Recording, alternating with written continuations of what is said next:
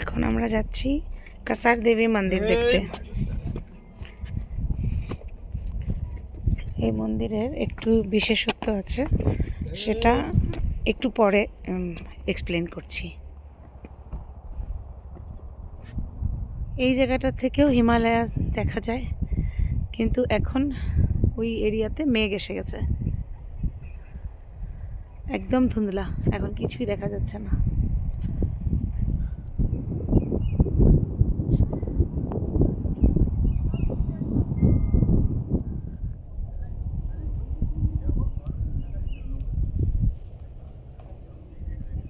এখানেও স্বামী বিবেকানন্দ এসেছিলেন।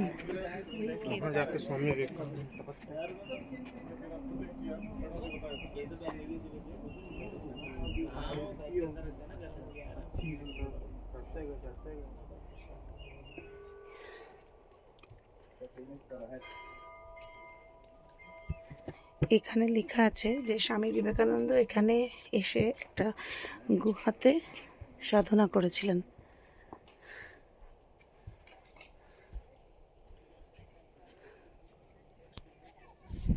এখানে ভেতরে দেবীর মূর্তি, কিছু কোথাও লেখা যদিও নেই, তাও আমি ভেতরে আর ফটো তুললাম না।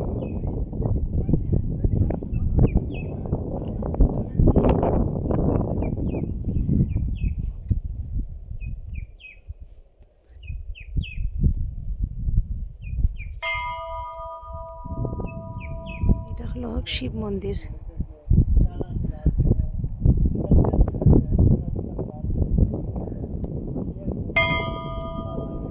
কতটা উপরে উঠে এসেছি দেখতে পাচ্ছেন। কাসার দেবী মন্দিরের ব্যাপারে কিছু কথা ডিটেল বলবো, আগে দর্শন করে নেই। আমিও কিছু এখানের লোকেদের থেকে জেনেছি, আর কিছু গুগল থেকে পড়ে জানতে পেরেছি, খুব ইন্টারেস্টিং, আপনাদের সাথেও শেয়ার করব। এখানে উপরে একটা শিব মন্দির আছে, ওটাতেই এসছি। ভাবলাম যখন অত দূর এসছি আরও একটু উঠেই চেষ্টা করে দেখি, হয়তো উঠে যাব, আর উঠে আসলাম।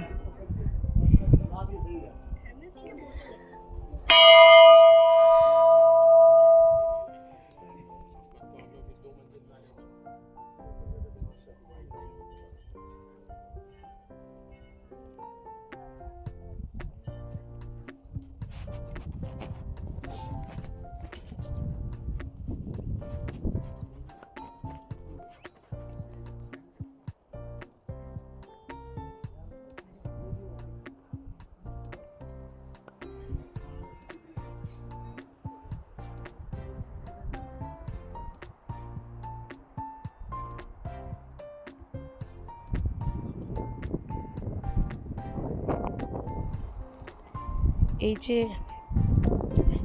কাসার দেবী মন্দির, এটার বিশেষত্ব হলো এই পুরো এরিয়াটাতে, মানে এই এরিয়াটা একটা ম্যাগনেটিক এনার্জি থাকা এরিয়া, সেটা মানে নাসা পর্যন্ত এসে রিসার্চ করেছে। তো এখানে বলা হয় যে এই এরিয়াতে এসে বসলে বা ধ্যান করলে এই এরিয়ার একটা কি বলবো, হিলিং এনার্জি আছে। তো এর জন্য বাইরের থেকেও মানে দেশ বিদেশের অনেক লোকই আসে এই জায়গাটা দেখতে। তো আজকের আমাদের মানে আলমোড়ার ডে 3 আমাদের ভিজিট করার এই দুটো ইম্পর্টেন্ট জায়গাই ছিল। একটা তো এই মন্দিরটা, আর তার আগে যেটা আমরা ট্রেকিংয়ের জন্য গেছিলাম সেটা। তো এই ব্লগ এখানেই শেষ করব। যদি এই ব্লগে কিছু আপনাদের ভালো লেগে থাকে তাহলে লাইক কমেন্ট শেয়ার করে দেবেন। আর যদি এই চ্যানেল আজ আপনি প্রথমবার দেখছেন আর আমার সাথে গল্প করে আপনাদের ভালো লেগেছে, তাহলে তাড়াতাড়ি চ্যানেলকে সাবস্ক্রাইব করে বেল আইকনটা প্রেস করে দিন। সবাই ভালো থাকবেন, সুস্থ থাকবেন, টাটা।